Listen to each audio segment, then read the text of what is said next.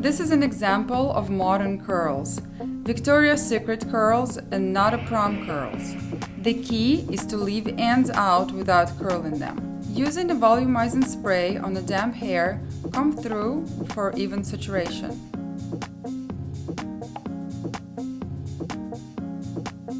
Blow dry your hair, preferably upside down, for maximum volume effect.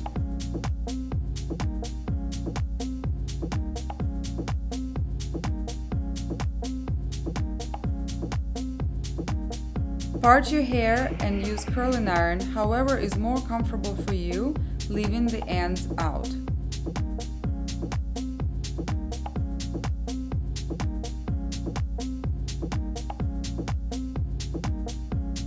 I like when curls are directed away from your face.